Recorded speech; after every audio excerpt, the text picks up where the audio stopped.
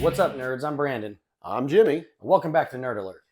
So, Brandon, 2019, we've talked about this. One of the greatest movies ever came out. And not just because of standalone it was good, but it capped off, 10, 12 years of what was introduced to the Marvel Cinematic Universe. Endgame. So I was rewatching it, and a part that stuck out to me in particular was Ronin in Japan taking on the Yakuza. And it really was like, man, I know in comics we have the sort of dark side taking over and doing justice. And I know we have some Thunderbolts coming out, but how badass would it be to have like the Dark Avengers just come out? And I think that's what they might be building towards with the Thunderbolts. That would be cool. I mean, they've talked about it. I mean, they talked about the Thunderbolts forever, especially with like villains not dying or characters getting reused. But the Dark Avengers, I feel like that's something they could be building to, especially with Julia Louis-Dreyfus's character that's been, slowly popping up. It's cool because now that like at once Endgame hit and it gave us all of that, closure to all of those stories, she's kind of been introduced as like the new Nick Fury. Yeah. And if you remember early on in the MCU, he was used very like in between. He wasn't starring roles. He didn't have his own show. It was just little cameos here and there. And that's kind of what she's doing. So it makes me think that we might be building towards something like that, especially with like Secret Wars and Kang Dynasty, because they're kind of showing you that it's going to be a bigger team than what we know. And I think that's one of the things I'm getting at is that Endgame had this universe struggle with Thanos. But in it, we see Ronin taking care of shit on Earth in Japan. Basically, he looked at it like, well, I mean, what am I going to do? I'm not going to sit. My family's gone. It was so cool because like you got to see, his family go and hit, like everyone else is this giant global reaction. And his is so like, well, how come my family, who are good people, are just gone and there is still crime everywhere? So while y'all are trying to figure out your Thanos problem and space, and Captain Marvel says too, like there's a lot of planets and weren't prepared as we were, that I have to go and help. He's like, nope, I'm gonna go do my own thing. And that perfectly leads into kind of the Thunderbolts, and Hawkeye has had a relationship with the Thunderbolts over the years. But Dark Avengers could be something totally different, and it feels like too the Avengers might not be the team that we're used to, so it could give you an opening for something like that. Because we've talked about this before. One of my favorite comics is the Uncanny X-Men, or I'm sorry, Uncanny X-Force, that came out with Deadpool and was funded by Archangel and sort of planned by Rick Remender's run, which was one of my favorite. Oh, it was awesome, and Phantom X, and to maybe have like the best of the best X-Men, Avengers, whomever, I don't care. Somebody, the people. Well, I mean, if you remember from the comic books, with when Norman Osborn kind of pulls the wool over everybody's eyes and debuts as Avengers, Dakin is Wolverine on that team. He recostumes villains to be heroes, and it's like we have Guardian, we have Bucky, we have all these other people that are going to be used in Thunderbolts that they could, reuse them as a Captain America. Well, how impressive is that we have typically in superhero movies, I'm trying to think of an instance where it's not one and done villains.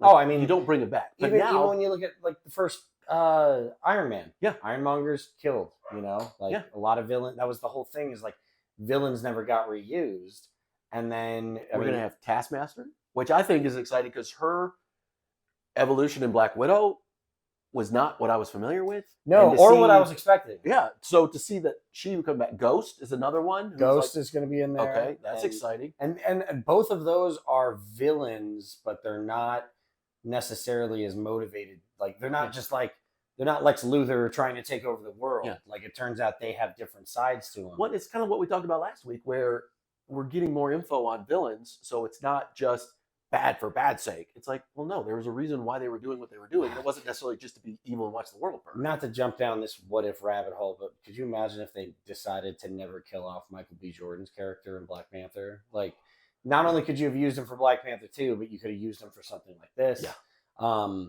People who are still around, who I would love to see again, because he's been featured in one short outside of the last movie he was in, but Justin Hammer, Sam Rockwell. Yeah. And we don't really have an Iron Man.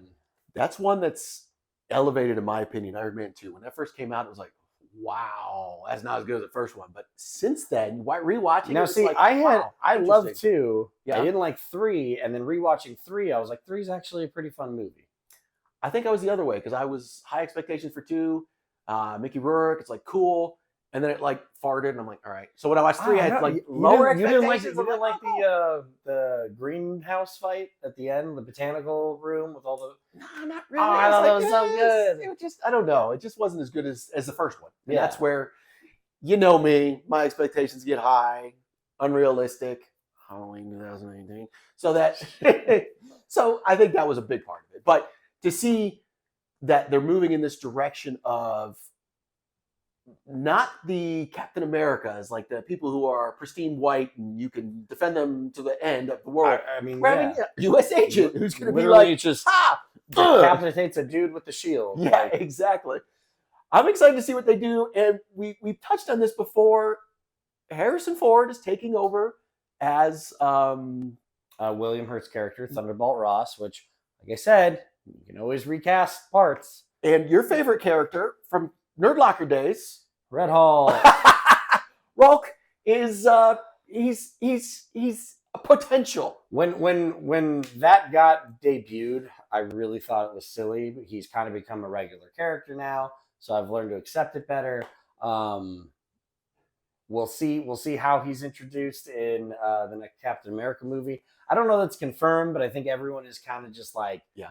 Why would we have to have Thunderbolt Ross back in here? You know, like, why didn't we just choose a different general? Because I think they are moving to the Red Hulk. Yeah. And I mean, Harrison Ford, you know, I think him and William Hurt were friends too. So it's like he's still honoring. That's awesome. You know, his friend in that role. Yeah. But on top of that, I mean, like we were saying though, with different people emulating those different heroes. We're now going to have, we still have that Armor Wars coming out eventually with Rhodey hunting down Stark Tech. And, you know, like I said, Justin Hammer's still out there, so we can have an Iron Man. You have stuff going on in Ironheart whenever that comes out. So it feels like we are building to like newer things. And that's what we've talked about before. Frustrates me with the fans is they want it now. And it's like Endgame 2019 was built up from 2010. Yeah. Or what? No, 2008 with Iron Man. It's like, and it felt like a long time, and it was a long time.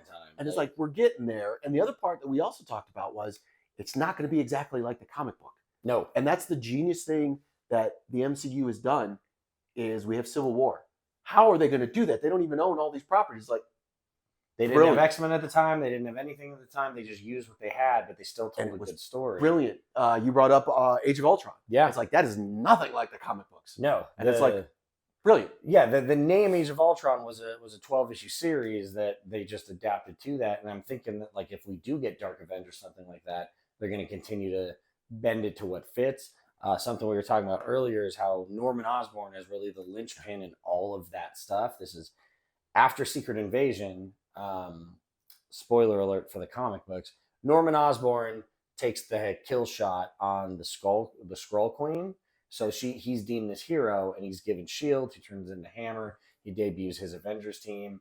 All the other Avengers are now outlaws and criminals. It was a really cool run, but he would be the hardest thing to introduce, especially now that Spider-Man has happened, and Spider-Man knows, like, Norman Osborn's not a good dude. We can't just have this guy show up. Yeah. So someone's got to fill that role or that spot.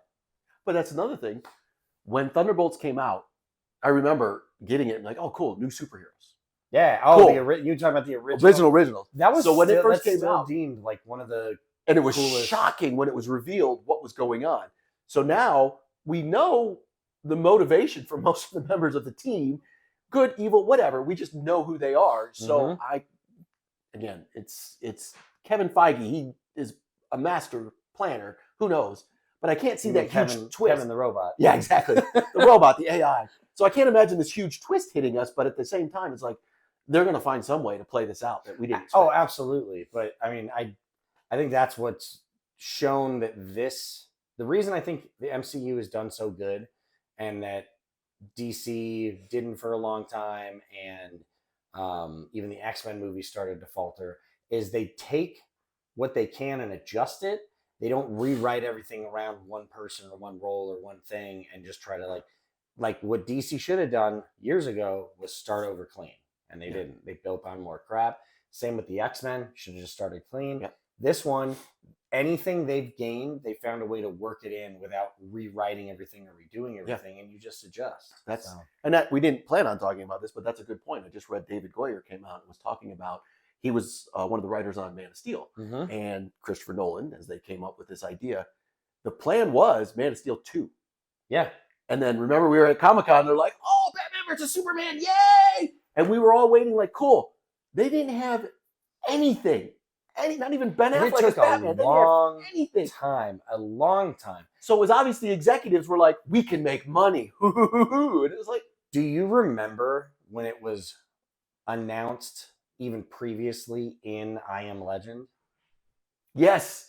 Oh my goodness. They were teasing the DC universe in that movie. I forgot. And it still took like, in the theater, it was 5+ years. Like it was on the theater marquee, wasn't it? It was on and it said like a date coming. And we were all like, oh my God, this is insane. And it's like, it still wasn't even announced by the time that was out. So in short, executives, stay out of the creative world.